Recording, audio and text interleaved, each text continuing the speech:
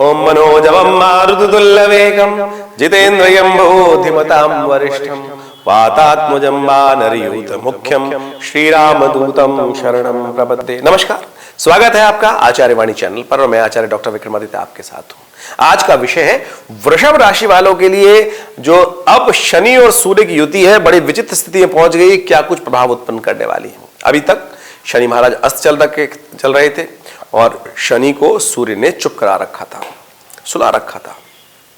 पिता हैं साथ में आ जाते हैं तो अच्छे अच्छे ग्रहों को सबको अस्त कर देते हैं।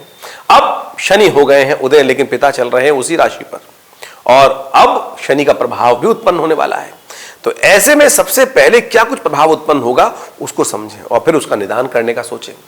अब देखिए, आपके दशम भाव में दोनों ग्रहों की युति है और वहां पर दशम भाव में आप विशेष तौर पर समझें कि क्या कुछ प्रभाव शनि उत्पन्न करने वाले हैं। शनि वहां पर स्वग्रही है, पिता का भाव है और स्वयं पिता वहां आ गए हैं। सूर्य के जो विशेष तौर पर वहां आगमन होने से क्या हो गया है और दोनों में द्वंद्वात्मक स्थिति उत्पन्न कर रहे हैं। सामने सुख का भाव है, शनि भी सुख को देख रहे हैं और साथ साथ सूर्य भी सुख को देख रहे हैं और दोनों ने वहां पर थोड़े से कष्ट उत्पन्न करने के योग दे दिए, द्वंद्व उत्पन्न कर दिया है। अभी तक तो शनि महाराज चुपचाप बैठे थे, लेकिन अब 5 तारीख से शनि के उदय हो जाने से और ये 15 तारीख तक स्थिति रहेगी। 15 तारीख तक शांति के साथ आपको समझ के साथ काम करने की जरूरत है। बेकार की क्लैश, शांति घर में रखें, बॉस के साथ, बड़े लोगों के साथ, गुरुजन के साथ, विशेष तौर पर पिताजी के साथ कुछ द्वंद्वात्मक स्थिति, उनके लिए समय भारी दिखाई देता है। तो कोशिश करें शांति के साथ ग्रहों को समझते हुए काम करने का प्रयास करें। माता पिता के लिए ऐसे समय में थोड़ा कष्ट होने के योग दिखाई देते हैं, तो ऐसे में आप विशेष तौर पर उनके स्वास्थ्य का ध्यान रखते हुए काम करने का प्रयास करें। बेकार बहस में किसी प्रकार भी ना फंसे, इस बात का ध्यान रखते हुए काम करेंगे तो आपको सफलता बहुत जल्दी मिल सकती है। देखिए, एक ही छत के नीचे रहना है और फिर काहे को कष्ट उत्पन्न करने के योग दिखाई देते हैं। तो आप शांति रखें, आपके खाली थोड़े से एग्रेसिव। देखिए, कई बार क्या होता है, ऐसी परिस्थिति बन जाती है ग्रहजन प्रभाव से, ना चाहते हुए भी गर्म प्रवृत्ति, गुस्सा आए चले जा रहा है। कारण क्या है कि हमारी प्रवृत्ति अलग तरह की और सामने वाले की प्रवृत्ति अलग तरह की, वही स्थिति अभी बनी हुई है आपकी राशि के अनुसार से।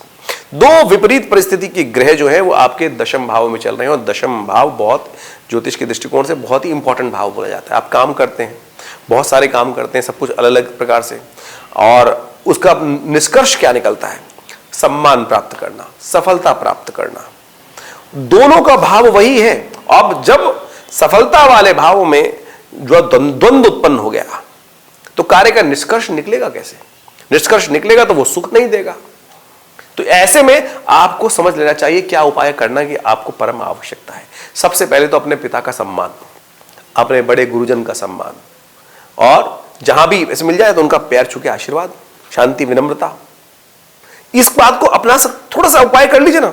आप बेकार के पता नहीं कितने वो लंबे चौड़े उपायों में फंस जाते हैं। छोटा सा उपाय आपके समक्ष है, इसको यदि कर लेंगे तो देखिएगा इन 10 दिनों में बहुत अच्छे से आपको आपके कष्टों को दूर करने के योग बन जाएंगे। विनम्रता एक छोटा सा योग है, विनम्रता।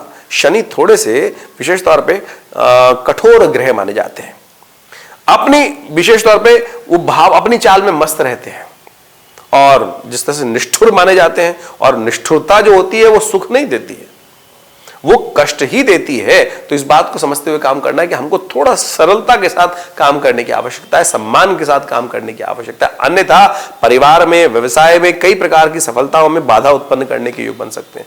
15 तारीख को सुबह 6:34 पर सूर्य आगे पदार्पण कर जाएंगे, लाभ वाले स्थिति में पहुंच जाएंगे, ग्रहों की स्थिति बदल जाएगी। लेकिन इन दिनों में विशेष तौर पर इस बात का ध्यान रखते हुए काम करें।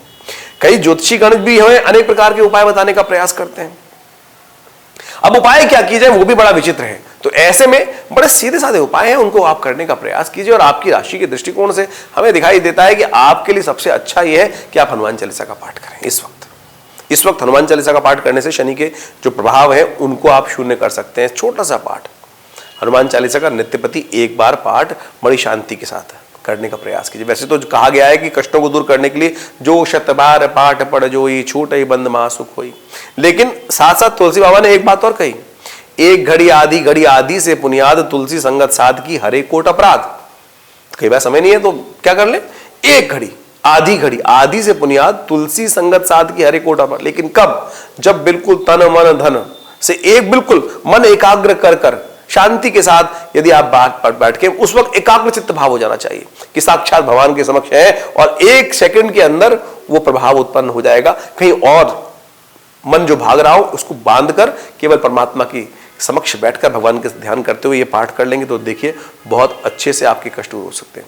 एक काम और कर सकते हैं, किसी गरीब को आटे का दान करने का प्रयास कीजिए, ये आपका बहुत सुंदर उपाय है। एक और उपाय भी कर सकते हैं आप, भगवान शिव को नित्य प्रति बिल्व पत्र चढ़ाना, यह शनि और सूर्य दोनों का उपाय है, और इसको कर कर आप बड़े आनंद रूप से इन कष्टों को दूर कर सकते हैं। अन्यथा ये ग्रह जो हैं आपके कई प्रकार की पेट संबंधी समस्या, वायु संबंधी समस्या, कई प्रकार की समस्या उत्पन्न कर सकते हैं, कष्ट दे सकते हैं। तो यदि इनको थोड़े से उपायों कर लेंगे तो आप बहुत अच्छे से इन ग्रहों के कष्टों को दूर कर सकते हैं। आशा करते हैं आप इन सब विचारों को समझेंगे और बहुत सारे विडंबनाओं से हटाने का प्रयास करें।